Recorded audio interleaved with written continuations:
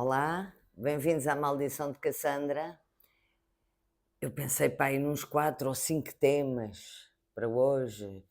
Ah, é coisa que nunca falta. Mas tendo em conta que e um deles era eu falar sobre um dos amores da minha vida, aquilo que me dá tanto prazer e consolo e que são os diálogos com os autores dos livros que eu leio compulsivamente. I'm a bookaholic. E gosto. E, aliás, uma das coisas que distingue um viciado em livros dos restantes tipos de leitores é o facto de a pilha dos livros por ler nunca diminui, só aumenta. Porque por cada um que se lê, a gente compra 2, pronto, ou 3. Mas perante o que tem sucedido nestes últimos dias, em que se refletiu, umas vezes melhor, outras vezes pior, sobre os 1000 dias de guerra na Ucrânia, eu não posso deixar de fazer uma reflexão muito pessoal acerca disso, porque eu de armas, graças a Deus, não entendo nada. Nunca toquei numa arma, nem numa fisga, e espero morrer sem ter que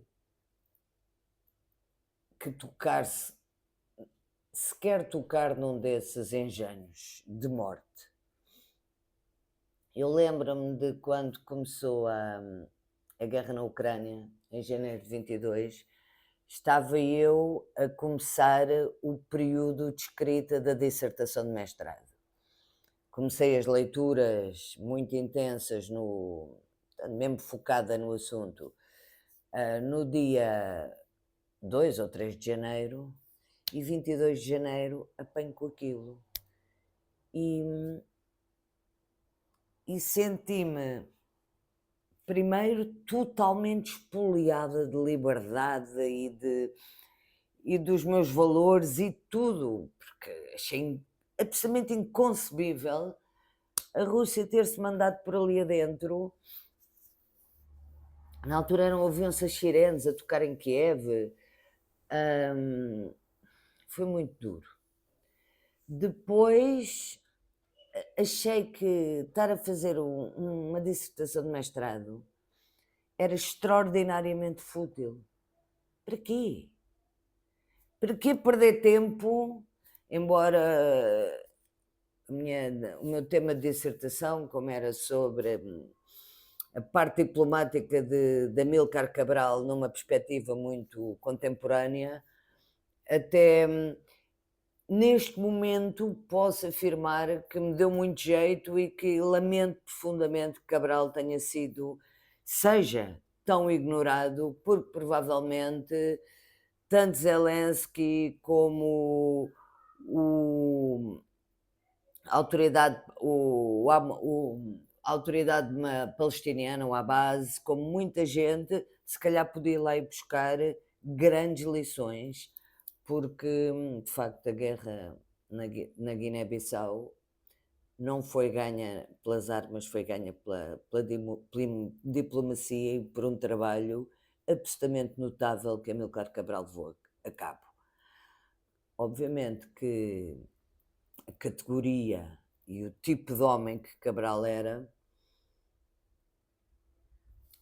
ultimamente não há muitos exemplares, sei que há algum assim na ribalta, não há muitos exemplares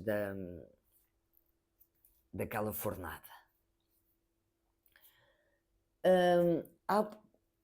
Entretanto, voltando agora à guerra da Ucrânia e à atual situação, o que me assusta mais é o império do medo que está a crescer.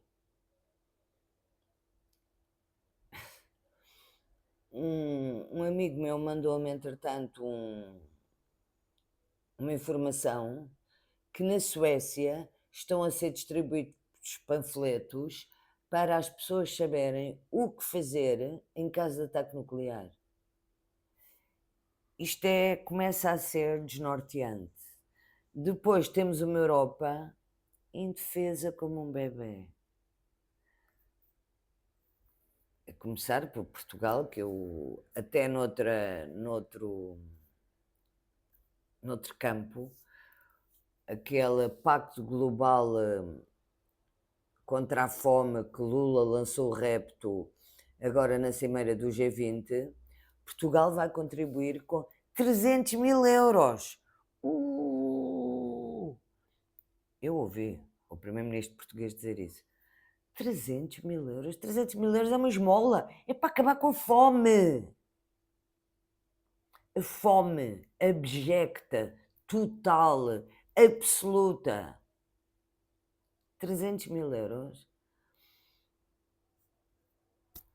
é manteiga e focinho de cão. Não dura nada. Honestamente, este tipo de esmolas, eu acho que humilha quem as recebe. Mas eu sei que Portugal não é um país rico, mas para acabar com a fome, se calhar podia-se rapar o tacho e dar mais qualquer coisinha. Digo eu. E lá cada uma. Fico triste. Ligam-se as televisões e a única coisa que se fala, porque o Putin habilmente voltou a esgrimir esse argumento, o argumento do ataque nuclear. Com a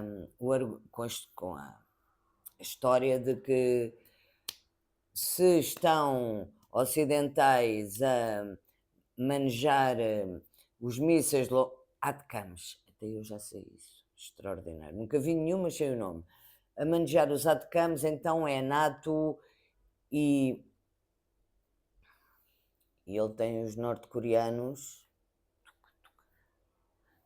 dar uma em punho.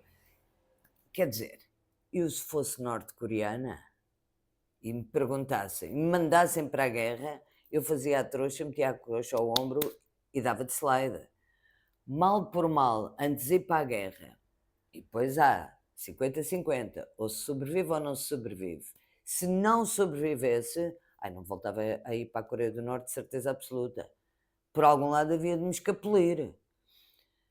Porque entre viver na Coreia do Norte e ir para a guerra, é perguntar a uma pessoa se prefere o lume ou a frigideira. E mal por mal, antes de ir para a guerra, porque viver na Coreia do Norte deve ser uma coisa absolutamente tremenda. Tremenda. Tremenda. Nem o Orwell com a polícia no 1984, a polícia do pensamento conseguiria ser tão eficaz quanto é aquele regime relativamente a qualquer tipo de dissidência, mesmo meramente pensada ou imaginada. Eu acho que eles até vigiam os sonhos. E é muito difícil nós termos controle sobre nós próprios quando estamos a sonhar.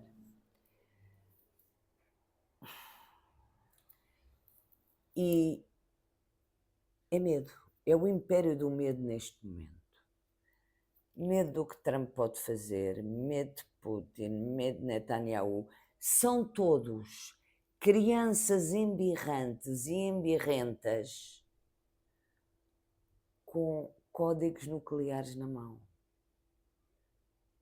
É isto que estamos a e honestamente, embora eu seja contra o império do medo e enquanto eu puder eu vou lutar contra ele, aliás eu sinto que pertenço a uma resistência alargada, com camaradas que eu não sei quem são, mas não interessa, eu sei que eles estão lá. We resist. Não é a primeira vez que eu sinto isto, mas de uma forma tão aguda e tão séria e tão assumida, porque é absolutamente o resultado de uma opção, nunca tinha sentido. Somos imensos, imensos neste movimento de resistência contra o medo, contra a prepotência, contra a falta de liberdade. E, de qualquer forma, eu tenho algum receio. Eu já fiz um episódio sobre isso, sobre o perigo, os três ao mesmo tempo, Trump, Putin e Netanyahu, senhores e senhores, juntos, ao vivo e a cores. O mundo, neste momento, é um sítio perigoso. E a única forma de enfrentar esse perigo, tirando nas altas instâncias, é exatamente a integrar este movimento de resistência. Pró-alegria, pró-riso, pró-liberdade. Não é palerma, nem destituído de sentido, nem com gente estúpida ou desinformada, não tem nada a ver. É exatamente o oposto. Pessoas que sabem que têm o direito a viver em pleno. Posto este repto, resta-me pedir para, se gostam da Maldição de Cassandra, please, please, please, visualizam, ponham likes, partilhem. Vamos crescer ainda mais. Até breve.